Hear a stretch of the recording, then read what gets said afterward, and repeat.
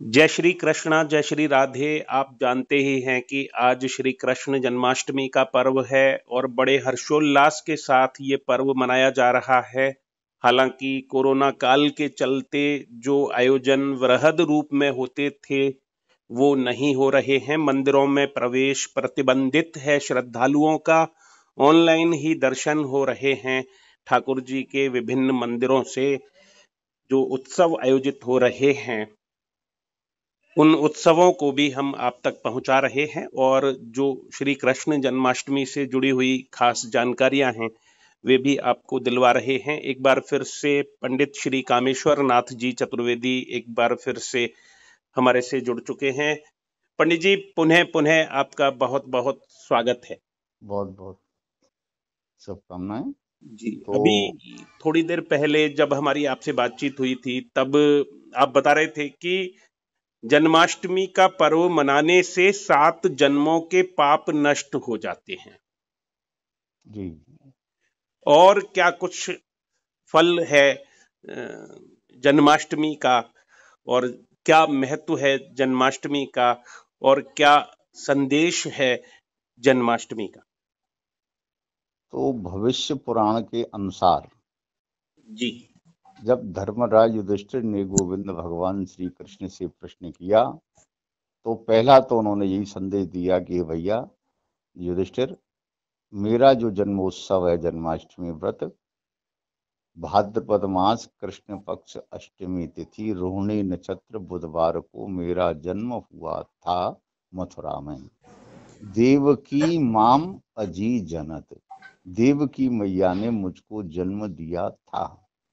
तो 7 जन्मों के पाप नष्ट हो जाते हैं भविष्य पुराण के अनुसार। दूसरा, जन्माष्टमी व्रत करने से जी आदमी एकादशी व्रत करता है तो एकादशी व्रत का तो महान पुण्य फल होता है, लेकिन जो जन्माष्टमी व्रत कर लेता है उसको करोड़ों एकादशी व्रत करने का भी पुण्य फल प्राप्त हो जाता है। जी और श्री कृष्ण जन्माष्टमी व्रत करने से अनंत चतुर्दशी व्रत का जो भी पुण्य फल होता है वो भी प्राप्त हो जाता है। इसलिए जन्माष्टमी व्रत की अपार महिमा है। अपने घर में उत्सव मनाए, भगवान की नैनाभिराम झांकी बनाए, जैसे नंद बाबा, जसोदा मैया, देवकी जी, वसुदेव जी और नंद गोप ग्वाल अपने घर में एक श्रृंगार कर रहे हैं भगवान का। जैसा हमारा घर ही मंदिर है, इसमें गोविंद आ रहे हैं, आज जन्म लेंगे, तो इस प्रकार से नैनाभिराम झांकी अवश्य बनानी चाहिए अपने घरों में। जी और व्रत अपनी सामर्थ्य के अनुसार करें, जैसा भी बन जाए। वैसे नियम तो यह है कि जिस दिन व्रत होता है जन्माष्टमी का या जी कोई भी व्रत हो उससे एक दिन पूर्व जी सप्तमी तिथि को एक बार स्वल्प भोजन करे। सप्तमी से ही व्रत का नियम लागू हो जाता है जन्माष्टमी का। स्वल्प भोजन करे सप्तमी को। हम्म आज जैसे अष्टमी तिथि है, उठ करके भगवान गोविंद के चरणों का ध्यान करें। और स्नान करते वक्त ध्यान भी रखना चाहिए कि स्नान के जल में कुछ तिल थोड़े से मिला लेवे। तिल सहित आज स्नान का विशेष महत्व है जन्माष्टमी का। तिल कौन से? काले? काले तिल, हाँ, जरा से काले तिल अपने जल में डाल लेवे स्नान के में जी और उससे स्नान करे। जी और स्नान करने के उपरांत में ये ऐसा संकल्प भी करे कि मैं आज श्री कृष्ण जन्माष्टमी व्रत कर रहा हूँ, सकल पापों के क्षय के लिए, सकल मनोकामना सिद्धि के लिए भगवान श्री कृष्ण के चरणों में मेरा सदैव मन लगा रहे। इस प्रकार से ऐसा संकल्प करके और जी जन्माष्टमी व्रत की जो भी तैयारियां हैं घर में, पूजन की सामग्री रोरी, चावल, चंदन, फूल, बतासे, धूप, दीप, नैवेद्य, पंचामृत आदि की सभी वस्तु। और ये पाक वगैरह भी बनाए जाते हैं, जैसे गरी को घिर लेती हैं, उसकी मिंगी बन, उससे पाक बन, शक्कर मिला करके पाक बन जाता है गरी का, गोला का, मिंगी, खरबूजा की मिंगी से। और मेवा जैसा भी सामर्थ्य हो उसके पाक पंजीरी भी बनानी चाहिए। पंचामृत की भी तैयारी रखनी, दूध, दधि, घृत, मधु, शर्करा आदि, गंगा जल, यमुना जल, सभी, केला के पत्ते, अनेक प्रकार के पत्ते, खिलौने वगैरह ला करके भगवान का हिडोला पलना भी बनाना चाहिए। यार उस सब जितना भी हो अधिक से अधिक मात्रा में प्रसन्नता पूर्वक सभी परिवार के लोगों को साथ में लेकर के यह श्री कृष्ण जन्म महोत्सव हर व्यक्ति को अपने घर में मनाना चाहिए। तो ऐसा कर जब रात्रि 12 बजने का समय आए जी तो ये खीरा होता है, खीरा को चीर करके उसमें भगवान गोपाल जी महाराज को विराजमान कर देवे 12 बजने से पूर्व में।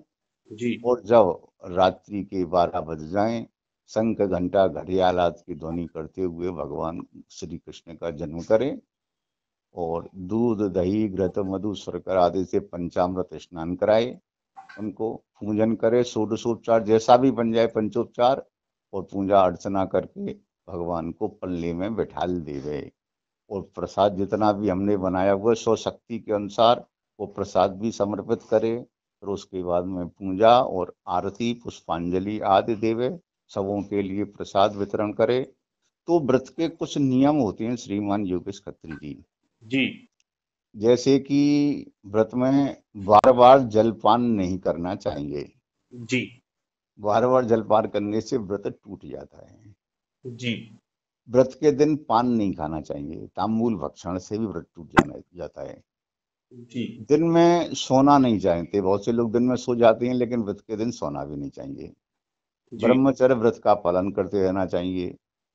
नख और रोम अर्थात नाखून नहीं काटने चाहिए, बाल नहीं बनवाना चाहिए। झूठा अन्न, बासा अन्न जिसमें चींटी लग जाए ऐसा अन्न भी, उस दिन कोई भी वस्तु जो है नहीं ग्रहण करनी चाहिए व्रत के दिन। और झूठ नहीं बोलना चाहिए, झूठ बोलने से व्रत टूट जाता है। और नौ सफेद, किसी को गाली गलौज देने से या कलेश करने से भी व्रत टूट जाता है। इस प्रकार से व्रत के नियमों को सावधानी पूर्वक पालन करे और श्री कृष्ण जन्माष्टमी व्रत महोत्सव को मनाए। और यही भगवान गोविंद से प्रार्थना करे कि हे गोविंद, हमारे देश के लिए, हमारे प्रदेश को, हमारे राष्ट्र को और संपूर्ण विश्व के लिए ये जन्माष्टमी महोत्सव मंगलमय हो।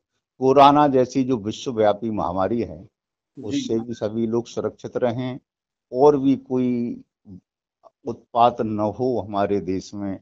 इस प्रकार से सबों की सुरक्षा की कामना करते हुए अपनी सुरक्षा की कामना करे, परिवार की करे और अपने राष्ट्र की सुरक्षा की भी कामना करता रहे, जिससे हमारी सीमाएं भी अशांत न हो, सुरक्षा बनी रहे। और इस प्रकार से भगवान गोविंद से प्रार्थना करे।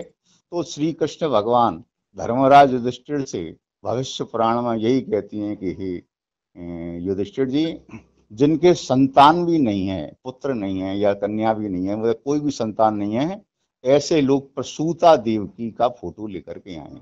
देवकी जी और उनके संग में श्री कृष्ण बहुत छोटे बाल रूप में, जी उनकी भी पूजा आज से प्रारंभ कर दे, वो जिनको संतान की आवश्यकता है, पुत्र की आवश्यकता है, और जी उनकी पूजा अर्चना करके आज अष्टमी तिथि से पूजा करे।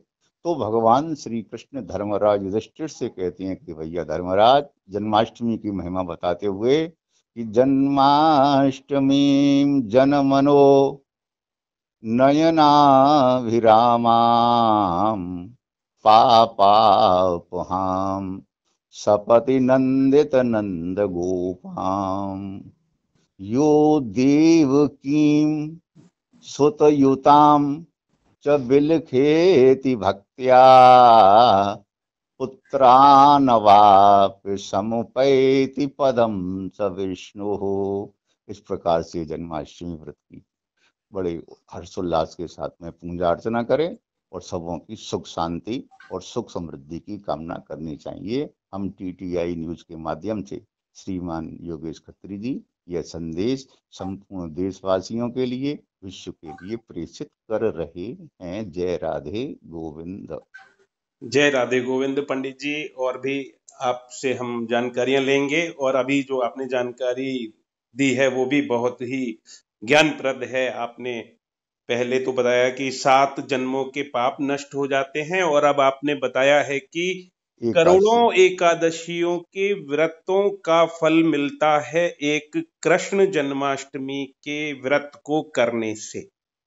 और व्रत की महिमा का आपने वर्णन किया है। इसके साथ ही व्रत के साथ जो सावधानियां आपको रखनी है वो सावधानियां भी आपने सुनी हैं, और उन सावधानियों को रखते हुए आप मन में जन कल्याण की भावना को रखते हुए इस व्रत को करें, इस पर्व को मनाएं, ऐसा आपने संदेश दिया है।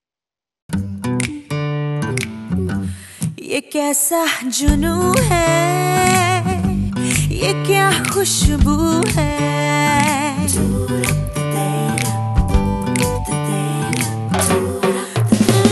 ये खुशबू की आहट, ये ताजगी सी राहत, चलो डूबे इसमें जरा।